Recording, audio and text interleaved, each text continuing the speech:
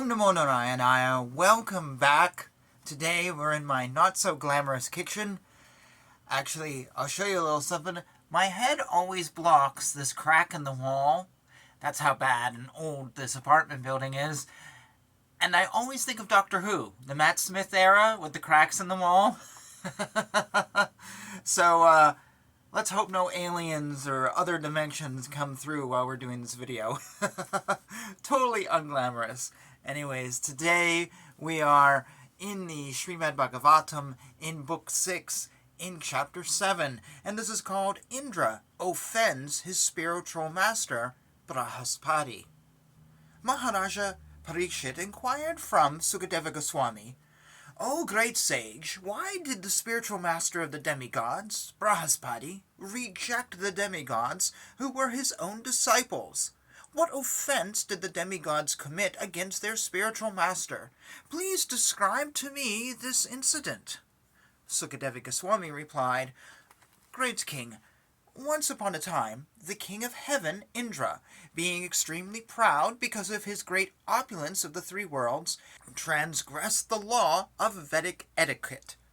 Seated on his throne, he was surrounded by the Maruts, Vasus, Rudras, Adityas, Ribus, Visvadevas, Sadyas, Asvinini, Kumaras, Siddhas, Karanas, and Gandhavaras, and by great saintly persons. Also surrounding him were the Vidyaharas, Apsaras, Kinaras, Patagas, and Uragas.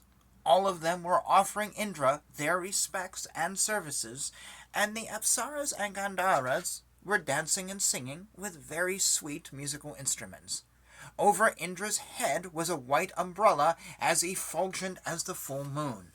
Fanned by the yak-tail wisps and served with all the paraphernalia of a great king, Indra was sitting with his wife, Sasi Devi, who occupied half the throne, when the great sage Brhaspati appeared in that assembly. Brhaspati, the best of the sages, was the spiritual master of Indra and the demigods, and was respected by the demigods and demons alike. Nevertheless, although Indra saw his spiritual master before him, he did not rise from his seat, nor offer a seat to his spiritual master, nor did Indra offer him a respectful welcome. Indra did nothing to show him respect. Brhaspati knew everything that would happen in the future. Seeing Indra's transgression of etiquette, he completely understood that Indra was puffed up by his material opulence. Although able to curse Indra, he did not do so. Instead, he left the assembly and in silence returned to his home. Indra, the king of heaven, could immediately understand his mistake. Realizing he had disrespected his spiritual master, he condemned himself in the presence of all the members of the assembly. "Alas, what a regrettable deed I have committed because of my lack of intelligence and my pride in my material opulence. I failed to show respect to my spiritual master when he entered this assembly, and thus I have insulted him.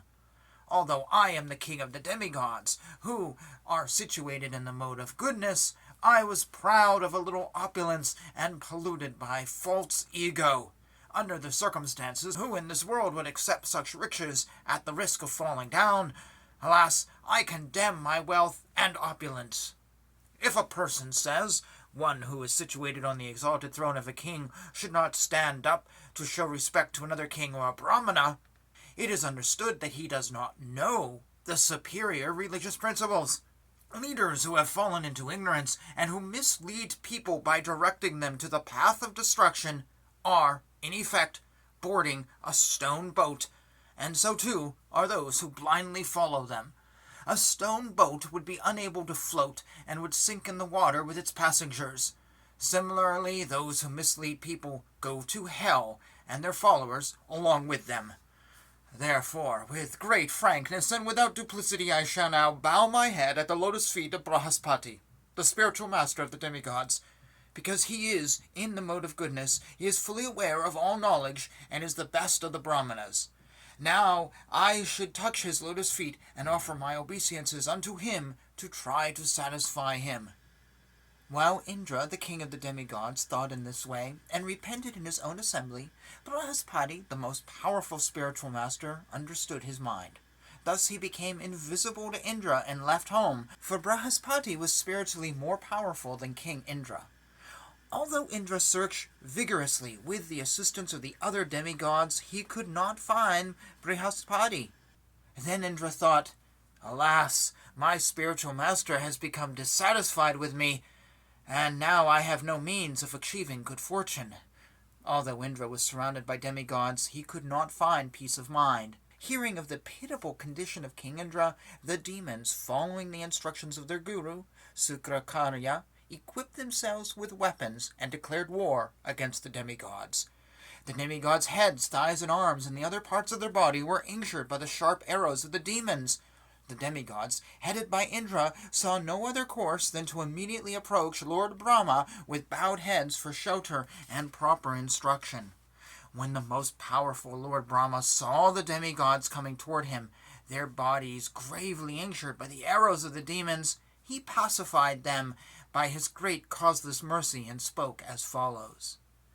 "O best of the demigods! Unfortunately, because of the madness resulting from your material opulence, you failed to receive Brhaspati properly when he came to your assembly. Because he is aware of the Supreme Brahman and fully in control of his senses, he is the best of the Brahmanas. Therefore, it is very astonishing that you have acted impudently towards him. Because of your misbehavior toward Brhaspati, you have been defeated by the demons. My dear demigods, since the demons were weak, having been defeated by you several times, how else could you, who were so advanced in opulence, be defeated by them? O Indra, your enemies, the demons, were extremely weak because of their disrespect towards Sukrakarya. But since they have now worshipped Sukrakarya with great devotion, they have again become powerful. By their devotion to Sukrakarya, they have increased their strength so much that now they are even able to easily seize my abode from me. Because of their firm determination to follow the instructions of Sukrakarya, his disciples, the demons, are now unconcerned about the demigods. In fact, kings or others who have determined faith in the mercy of the Brahmanas, cows, and Lord Vishnu, Krishna, and who always worship these three, are always strong in their position.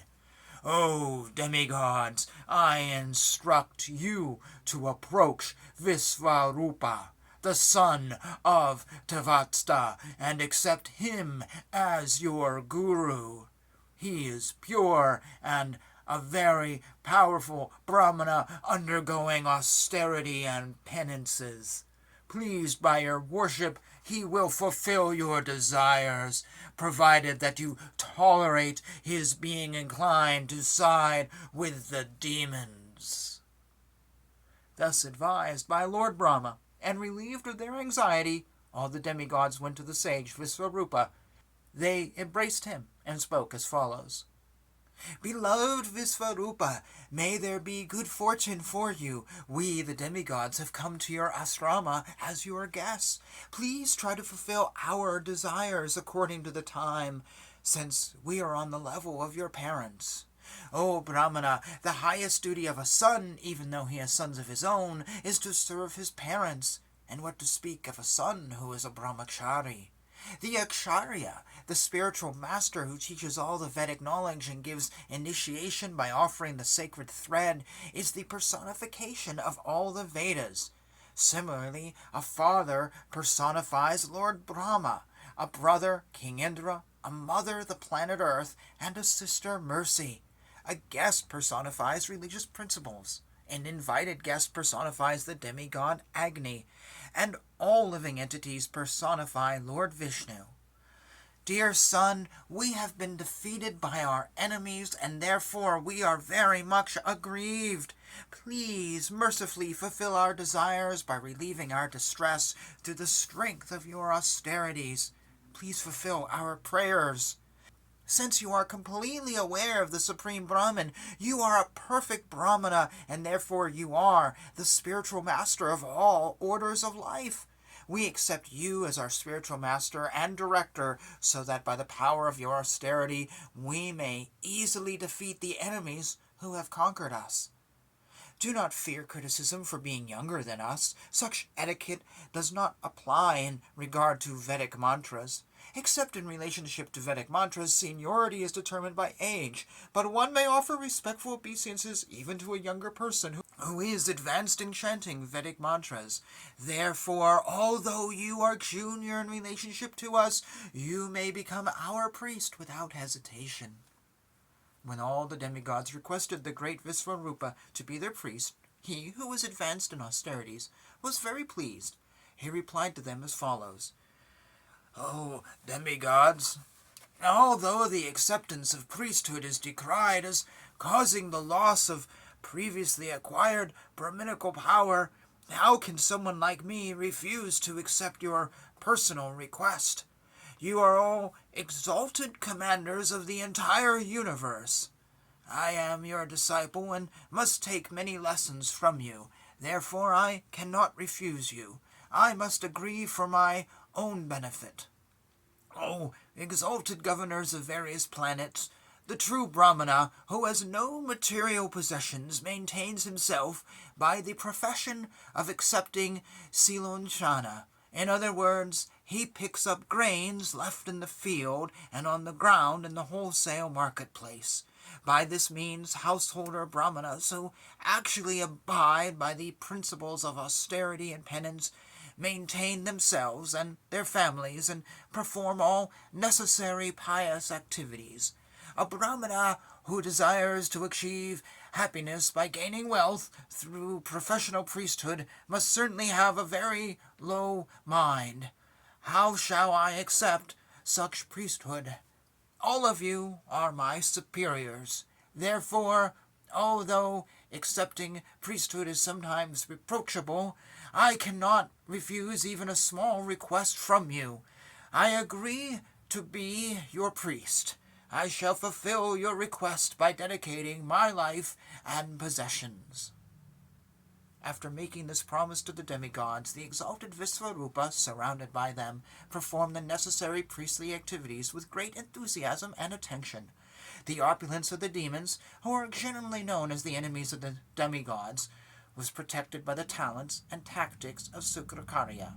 But Visvarupa, who was the most powerful, composed a protective prayer known as the Narayana Kavaka.